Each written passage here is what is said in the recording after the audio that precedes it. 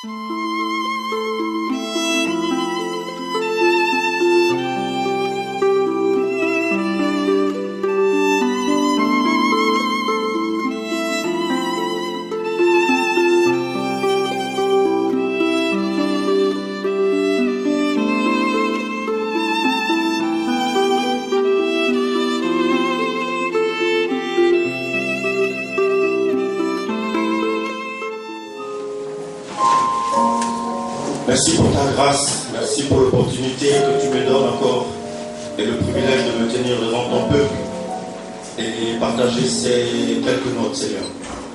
Inspire-moi, inspire ceux qui m'écoutent, Seigneur, afin que, en toutes choses, la gloire, l'honneur et la puissance te reviennent.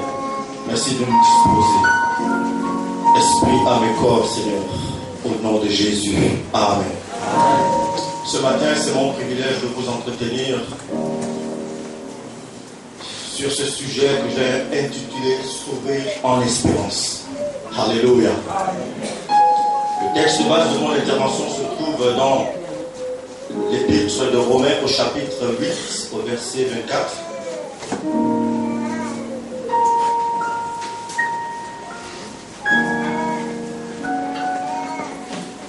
Romains chapitre 8, au verset 24. La Bible déclare ceci, car c'est en espérance que nous avons, c'est en espérance que nous sommes sauvés. Or, l'espérance qu'on voit n'est plus espérance. Ce qu'on voit, peut-on l'espérer encore? La Bible déclare que c'est en espérance que nous sommes sauvés. Or, l'espérance qu'on voit n'est plus espérance.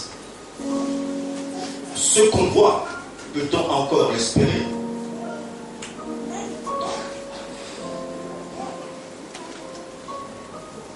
Nous allons évoluer et essayer de répondre à cette question et comprendre qu'est-ce que l'espérance. Alléluia. Bien-aimé, il y a une espérance attachée au salut que Dieu nous a accordé en Jésus, au travers de l'œuvre rédemptrice de Christ. Or, on ne peut pas parler de salut en Jésus sans parler d'espérance. On ne peut pas parler de foi chrétienne sans parler de l'espérance qui est attachée. Si vous êtes chrétien, c'est qu'il y a une espérance qui est attachée à votre chrétienté. Si vous avez la foi, c'est qu'il y a une espérance qui est attachée à votre foi. On ne peut pas séparer le salut de l'espérance que Dieu nous a donnée. Alléluia. Dans le livre des Actes, dans Actes au chapitre 16, le verset 31, qui est le verset de base de notre mois, qui porte sur la famille. Le geôlier qui avait la charge de garder les prisonniers, dont Paul et Silas faisaient partie, dormait dans le cadre de ses fonctions. Et au milieu de la nuit, il y a eu un bruit qui a rompu toutes les chaînes des prisonniers et qui a ouvert toutes les portes de la prison. Et dans sa crainte, le geôlier s'est réveillé au milieu de la nuit et a constaté que toutes les portes de la prison étaient ouvertes.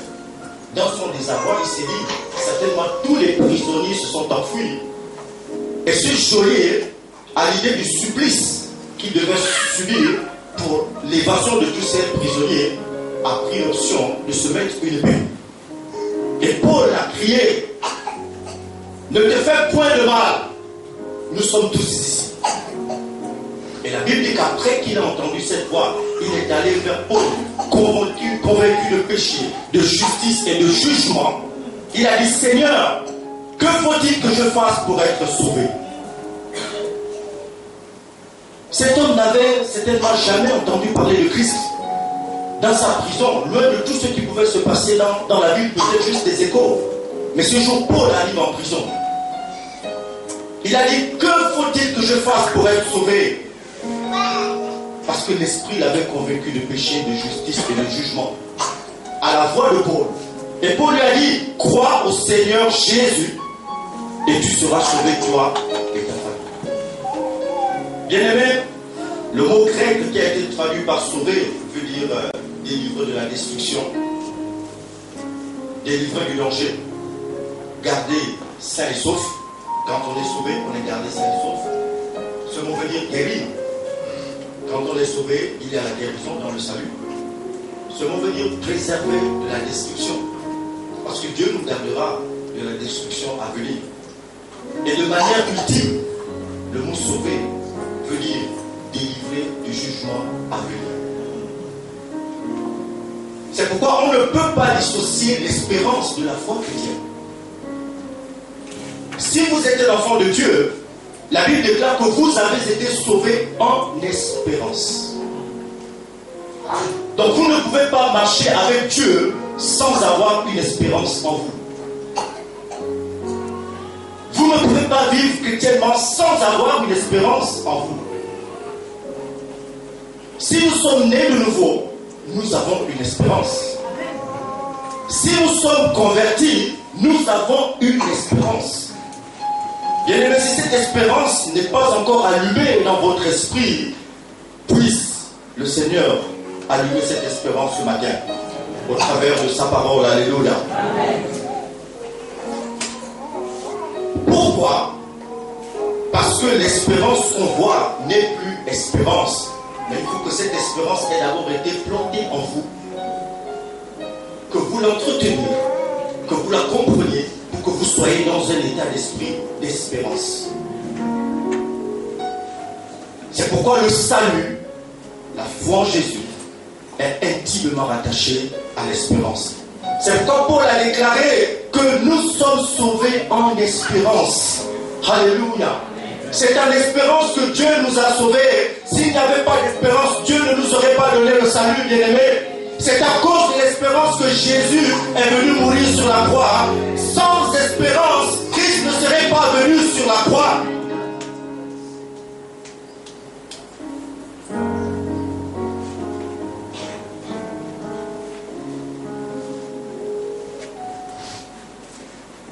L'espérance de Dieu doit nous habiter. L'espérance de Dieu doit remplir nos cœurs. L'espérance de Dieu doit être quelque chose que nous consommons de façon naturelle. Alléluia.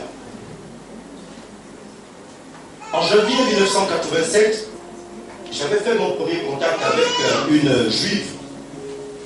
C'était à la mission évangélique de Baraka à Libreville. Évidemment, j'étais nouveau chrétien. Les sujets sur Israël, la Palestine, ce sont des choses qui me passaient par-dessus la tête. Aucune connaissance de ces choses à cette époque. Et puis un jour, je suis arrivé l'après-midi à la mission Baraka. Et ceux qui étaient mes pères dans la foi m'ont dit, écoute Didier, toutes les fois que tu arriveras à la mission, si tu arrives plus tôt et que l'église est fermée, il faut aller chez Sarah. C'est une juive. J'ai dit, et puis il y a quoi? Ils m'ont dit, oh, mais les juifs c'est le peuple de Dieu. J'ai dit, mais nous tous sommes le peuple de Dieu. Vous me parlez d'elle comme si c'était quelqu'un d'extraordinaire. Nous tous sommes le peuple de Dieu. Non, tu ne peux pas parler comme ça. Ça, ce sont les enfants d'Abraham. J'ai dit, mais Dieu dit que nous tous sommes les enfants d'Abraham. Et puis ils m'ont emmené chez Sarah. C'était une juive. Ils m'ont présenté à Sarah et puis voilà, ils ont dit bon, quand il sera à l'étape, il viendra s'asseoir au Sarah. Et puis je venais un samedi, j'étais en retard, je me suis assis au Sarah.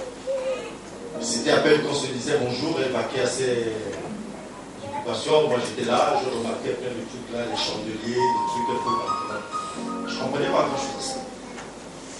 Le deuxième samedi, je suis venu. Bonjour Sarah, bonjour. On a légèrement échangé. Et le troisième samedi, je me suis dit, bon, je vais engager la discussion un peu plus en profondeur avec cette juive pour en savoir un peu plus.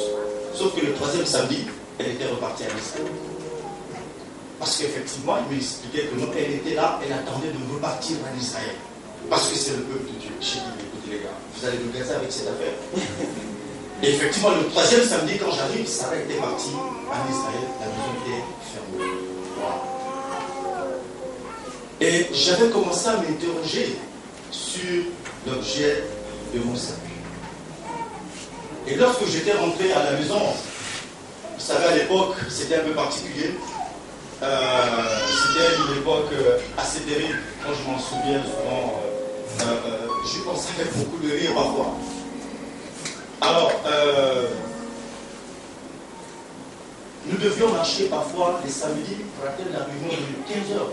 Nous devions parfois marcher à partir de 13 heures. La stratégie était simple. C'est qu'il ne fallait pas arriver à la réunion en suivant. Donc à 13 heures, il fallait marcher le long de la voie express de Belle Peinture, pour ceux qui connaissent l'Hypoville. Vous montez la voie express évolution, vous arrivez à la Phobie, vous passez par le Cédor, vous passez derrière la plaine de Piquefol, et vous remontiez le cimetière de Plein Niger, vous tombez à la mairie de Plein Niger, et puis vous étiez à Baraka. En fait, on se fait toujours derrière la maison de Sarah. Donc, il fallait marcher tout ça, de telle sorte que quand vous arrivez à Baraka, vous soyez aussi frais que comme si vous étiez descendu des glaces. Il n'y avait pas l'argent du taxi, donc c'était compliqué. Donc, dans la marche là, au soleil, 13 heures, vous étiez là, toujours relax. On ne pense pas parce qu'on calculait, la lenteur là devait nous permettre d'arriver. Quand vous avez un peu calculé là, c'était une petite pochette, et vous arrivez là, vous étiez une. Et puis j'ai dit au Seigneur, mais je suis sauvé là, c'est vrai. Je sais que le Seigneur est sur moi, mais il y a quoi derrière tout ça? Et puis lorsque j'étais à la maison, j'avais fait mes premiers pas dans les Saintes Écritures avec le Nouveau Testament qu'on appelle le Gédéon. Petit Nouveau Testament de lui. Je crois que je l'avais parcouru à l'époque peut-être plus de 5 fois. Et Dieu m'a amené dans le livre des Actes des Apôtres, d'Apocalypse. Apocalypse 21. Et quand j'ai commencé la lecture dans ce passage-là, Apocalypse 21, 9, vous pouvez noter plus tard à la maison. Il est dit au verset 9, puis un des 7 anges qui tenait les 7 coupes remplies des 7 derniers fléaux vint, et il m'adressa la parole en disant, viens, je te montrerai l'épouse, la femme de l'agneau. Il me transporta en esprit sur une grande et haute montagne, et il me montra la ville sainte, Jérusalem, qui descendait du ciel et d'auprès de Dieu, ayant la gloire de Dieu. Bien aimé, vous pouvez lire la suite à la maison. Quand j'ai commencé cette lecture-là, je ne sais pas ce qui s'est passé. En fait, je n'étais plus dans une dimension de lire des écrits, mais j'avais une description visuelle de la vie. Et j'ai vu la vie. J'avais une description visuelle comme dans un cinéma de la vie. Mais j'étais conscient, j'étais là. Et bien aimé, cette expérience a été, je crois, le fondement, la chose que Dieu avait mise dans ma vie pour asseoir mon espérance et ma foi dans l'évangile que j'avais reçu. Et c'est comme ça que j'avais réalisé que, waouh, donc c'est cette vie-là dans laquelle nous allons vivre. La ville aux rues dorées, la ville aux 12 fondements de pierres précieuses, la ville aux portes de perles, la ville où tout est pavé d'or, la ville où il ne fait ni jour ni nuit, la ville dans laquelle Dieu lui-même est la lumière, la ville dans laquelle on a besoin de rien. J'avais été simplement transformé par cette expérience qui a été une expérience qui m'a marqué jusqu'à ce jour. Et c'est pourquoi je dis j'y arriverai. C'est pourquoi je dis j'y arriverai. Et si vous croyez, vous devez dire j'y arriverai. Parce que la foi qu'on voit, l'espérance qu'on voit n'est plus de l'espérance. Dieu doit mettre cette espérance en vous. Dieu doit mettre cette espérance en vous, bien-aimés. J'ai souvent, j'avais un portable dans lequel j'avais souvent signé le monde à venir. Et souvent les gens, lorsqu'ils recevaient mes SMS, la signature c'était toujours le monde à venir. Parce que dans Hébreu, il y a un passage qui dit, en effet, ce n'est pas à des anges que Dieu a soumis le monde à venir dont nous parlons. Et quelqu'un s'amusait toujours à m'appeler le monde à venir. J'ai dit, oui, tu es dans l'esprit. Alléluia. Nous avons un monde qui nous attend. Nous avons un monde qui nous attend. Parlant d'Abraham, la Bible dit que Abraham obéit à Dieu et parti pour un pays qu'il devait recevoir en héritage. La Bible dit qu'il partit sans savoir où il allait. Ce qu'on voit n'est plus de l'espérance, bien aimé. La Bible dit qu'Abraham partit sans savoir où il allait. Il y alla s'établir par la foi. Car il attendait la cité qui a de solides fondements, celle dont Dieu est l'architecte et le constructeur. Bien-aimés, tous ceux qui ont l'espérance ont une cité qu'ils attendent. Amen. Tous ceux qui ont l'espérance ont une cité qu'ils attendent. C'est une cité qui a des fondements solides et dont Dieu seul est l'architecte et le constructeur. Il est le concepteur et le constructeur. Il est le designer et le constructeur de cette cité. La Bible dit que c'est en espérance que nous avons été sauvés. Or, ce qu'on voit n'est plus de l'espérance. Peut-on espérer à quelque chose qu'on voit? Non. Si je fais à la ministre la promesse d'une flûte avec en bois, Paul Bécheur, c'est clair que je vais bâtir quelque chose, je vais mettre quelque chose dans son cœur. J'ai dit non, ministre Lucette, l'année prochaine, je me rendrai en France, je te rapporterai une flûte en bois. Alléluia. Parce qu'il y aura un deal qui va se faire. À partir de ce moment, elle va avoir toutes sortes d'idées de la couleur de la flûte. Est-ce que c'est un bois rose? Est-ce que le ministre aura l'inspiration de prendre leur couleur plus chère? Est-ce que ministre, vous partez quand? En France? Non, c'est bien. Elle ne sera plus en place. À cause de cette parole-là, son espérance va être entretenue jour après jour. Le jour où elle saura que le ministre est parti en France, je crois que ça va monter en pression. Le ministre est Congo, peut-être pauvre, il n'attendra plus que des sons de flûte dans la maison. Pourquoi? Parce que l'espérance qu'on voit n'est plus espérance. Parce qu'elle sera dans le monde. Je suis particulièrement impressionné par l'espérance de 4 personnages dans la Bible. Le premier, c'est Joseph. Alléluia. Je vous passe les détails, lisez la Bible. Je ne vais pas faire la lecture pour vous. Mais c'est dans Genèse, chapitre 50, le verset 22 à 26. Joseph dit quelque chose de particulier, pasteur. Joseph a été vendu par ses frères en Égypte. Il devait avoir peut-être dans les 12-14 ans. C'était un jeune garçon. Il est allé chez Potiphar. Il a eu les incidents qu'il a connus dans la maison de Potiphar. Il s'est retrouvé en prison. Quand il retrouve ses frères, Joseph est déjà un homme mûr. À quel moment l'espérance avait été plantée dans son cœur? À quel moment? Regardez la fin de l'histoire. Joseph est roi, premier ministre d'Égypte, il se réconcilie avec ses frères. Il est sur le point de mourir. La Bible dit que Joseph a vu ses enfants jusqu'à 3 générations. Donc Joseph est mort un homme rassasié de jour, dans la dignité, le repos, dans le kavod. Rassasié de jour, repu de la vie. Alléluia. Dieu a pensé toutes ces douleurs. Joseph est mort, tous ses enfants sont nés jusqu'à la 3e génération. La Bible dit qu'il est mort à 110 ans. Mais à 110 ans, son espérance dans son esprit était aussi vive que la flamme de bougie.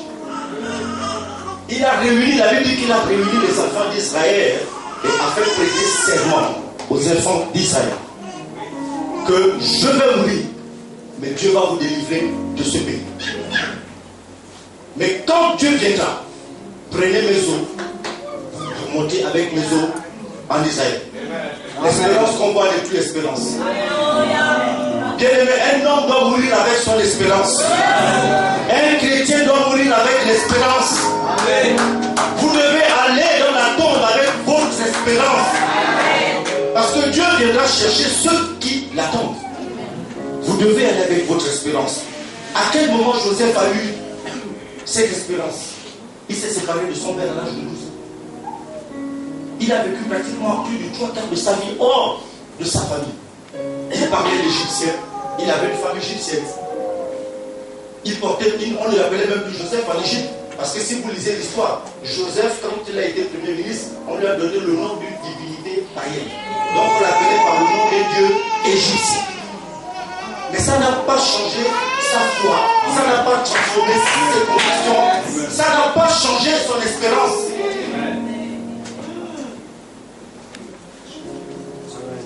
Moïse, dans Hébreux 11, 24, 26, lorsqu'on parle des héros de la foi, Moïse a été littéralement abandonné pour des raisons de sécurité par sa mère et recueilli bébé dans un berceau par la fille de Potiphar. De Pharaon plutôt. Moïse grandit dans le palais. Mais la Bible dit qu'il est devenu adulte. Il a refusé. Je dis, la Bible dit qu'il a refusé de se faire appeler fils de Pharaon. Parce qu'il avait estimé l'opprobre, la souffrance de Christ d'une plus grande valeur que de jouir des plaisirs de l'Égypte. Pourquoi? Parce qu'il avait la cité. Il avait en vue la cité, la récompense. Alléluia. Parce qu'il avait les yeux portés sur l'espérance. Bien aimé, regardez comment l'espérance de Moïse a radicalement transformé sa vie. Qui aujourd'hui aurait l'opportunité ou la chance de se faire adopter par une famille présidentielle. Et au milieu de toute cette abondance, se rappeler que non, mais je suis là, c'est pas chez moi. Je préfère repartir à mon pays. On va lui dire, mais tu es fou. Ça, ce sont les choses des Africains. On va dire qu'il est moche. On va lui dire, on va laver le corps. On va dire, non, mais il était là-bas, il est revenu, il a dit que chez le roi là-bas, au Royaume-Uni, c'est pas ses parents. On va dire, oh mon Dieu. Est-ce qu'il est vraiment sérieux? C'est l'attitude que Moïse a eu. Moïse a dit, je sors parce que le temps de partir est arrivé. Je sors avec mon peuple à la terre qui a été promise à mes pères. Parce que c'est là-bas que notre héritage se trouve. Alléluia. Bien-aimés, nous avons été sauvés en espérance. Nous avons été sauvés en espérance. L'espérance de Ruth est une espérance simplement pathétique. Ruth a vécu avec sa belle-mère Naomi.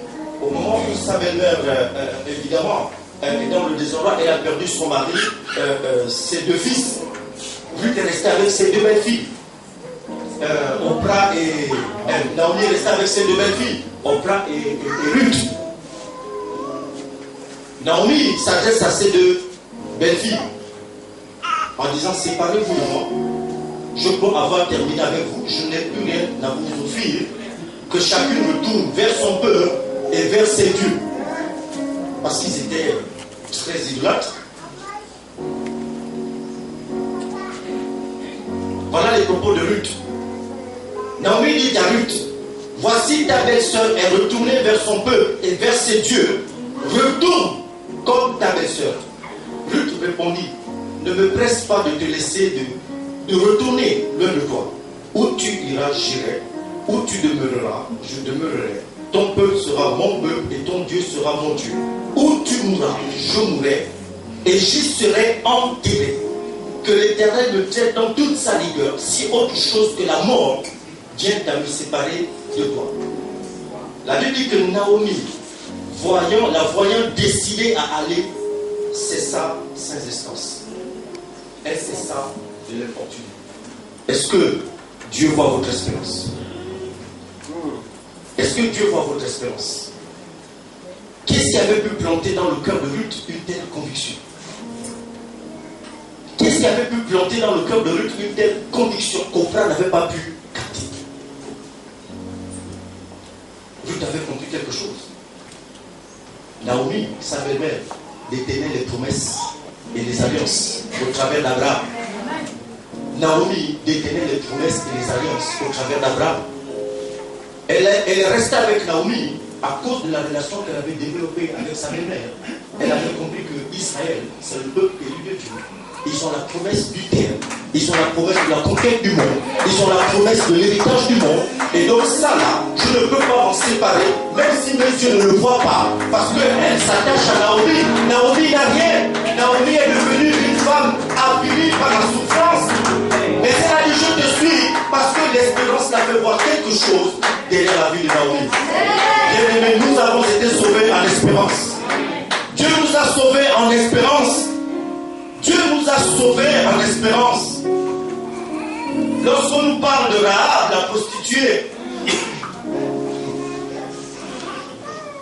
je préfère vous faire la lecture.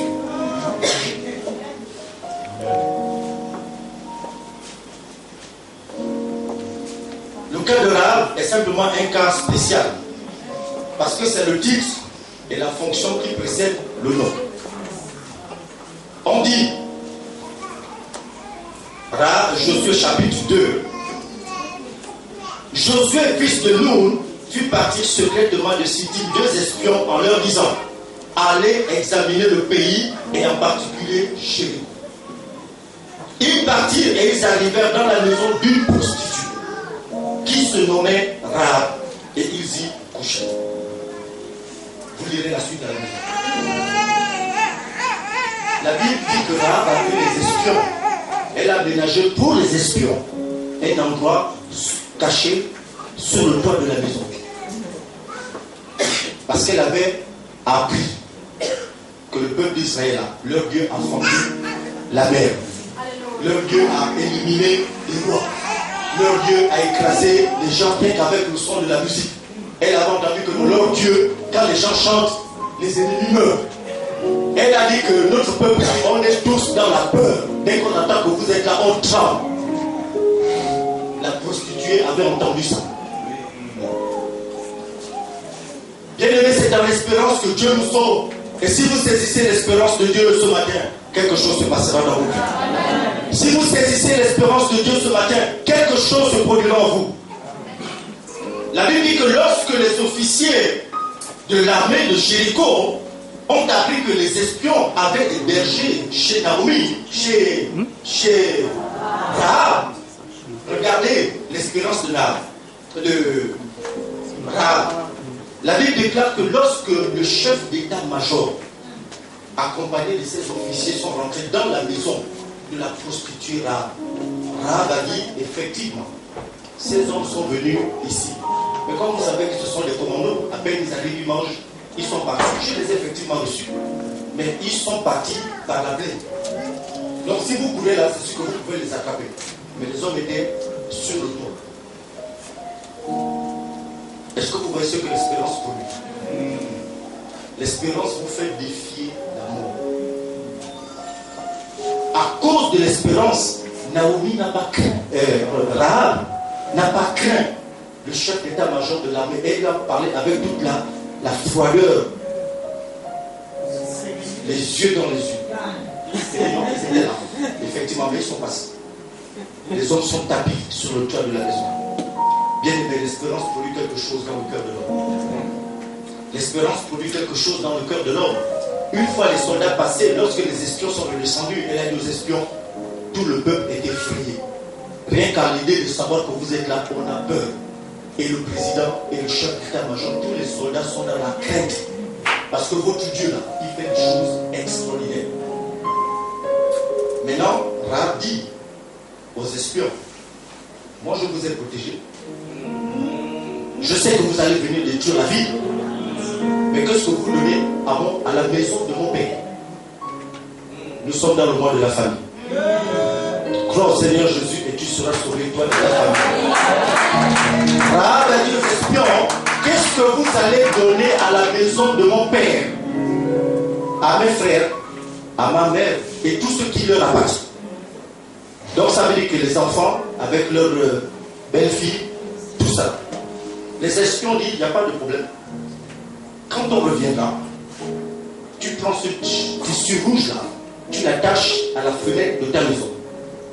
Donc quand on reviendra, on saura que c'est là où tu es. Mais seulement, il faut que tous les membres de ta famille soient dans la maison. Celui qui ne sera pas dans la maison, son sang ne nous sera pas réclamé. Dieu a dit, crois au Seigneur Jésus et tu seras sauvé, toi et ta maison. C'est pourquoi nous devons garder nos familles sous le nom de Jésus. Nous devons garder nos familles sous le sang de Jésus. Nous devons réclamer la vie de nos parents, de nos familles, alléluia, pour être sauvés. Parce que l'espérance ne trompe pas. Alléluia. Rahab a exécuté ce plan et lorsque l'armée viendra, vous lirez la suite, l'armée va exterminer la ville de Jéricho, sauf la maison de Rahab. Et vous connaissez la suite. Rahab deviendra l'arrière-grand-mère de David. Et elle est inscrite dans la lignée de Jésus à cause de l'espérance. Est-ce que vous avez de l'espérance ce matin? Est-ce que vous avez de l'espérance ce matin? Est-ce que vous croyez dans le Dieu que nous servons? Est-ce que vous avez de l'espérance ce matin? Est-ce que vous avez de l'espérance ce matin? Vous savez, il y a quelques années, je me retrouvais dans un établissement, dans ma jeunesse, je me retrouvais dans un lycée de la place à l'intérieur du pays. Et nous avions un professeur qui n'est plus de ce monde. C'est quelqu'un pour qui j'avais beaucoup d'estime à cause de ses qualités, quoique dictateur sur le monde. Mais je l'aimais bien, parce qu'il m'a beaucoup apporté cette vie. Et un jour, voilà ce qui s'est passé dans la salle de classe. La classe avait une réputation négative dans l'établissement. Et un jour, je ne sais pas ce qui s'est passé, il est arrivé dans une colère, il a indexé 2 élèves qui bavardaient dans la classe. Et je percevais qu'il y avait quelque chose entre lui et ces 2 garçons. Et il a dit, bon, je vous traduis en conseil de discipline. Et il a dicté une lettre au chef de classe. Et dans la dictée qu'il a faite au chef de classe, cette lettre-là rendait ces 2 élèves-là responsables de tout le désordre qui se passait dans la classe. Et donc, on était l'objet depuis le début de l'année. Est-ce que vous comprenez? Or, ces 2 élèves-là n'étaient pas du tout des gars désordonnés. Et tout ce désordre-là ne pouvait pas leur être imputé. Donc, il a dicté la lettre. Et il a demandé que tous les élèves signent la lettre. Moi, j'étais assis à gauche, l'avant-dernier élève. Et donc, la lettre a commencé à circuler là. J'ai regardé tous les gueulards de la classe. Les gens qui bombaient, tout ça là. Quand la lettre est venue, je les regardais, ils signaient, ils signaient, ils signaient, ils signaient. Alors, la lettre est arrivée chez moi. Quand la lettre est arrivée chez moi, je me suis levé. Je lui ai dit, monsieur, je ne signe pas. Toute la classe, j'étais l'avant-dernière personne à signer. Je me suis levé seul. Parce que quand il est question d'espérance, c'est seul. Vous êtes seul. Je me suis levé. J'ai dit, moi j'ai l'Esprit de Dieu sur moi, je ne signe pas cette lettre. Que vous m'enlevez de l'établissement, que je me retrouve dans la rue, je n'ai rien à cirer. L'espérance qui est sur moi est plus que tout ça. Donc je ne suis pas intimidé par ça. Et le monsieur m'a dit, ah bon, vous vous prenez pour qui? Il était descendu là. En fait, c'était un homme de petit âge. Et donc souvent, même quand il était sur l'estrade, j'étais toujours de lui. Mais là, ce jour-là, en fait, il ne veut pas se tenir très proche de moi et des élèves. Et ce jour-là, il est descendu du bureau, il est arrivé devant moi. Et là, c'était face à face.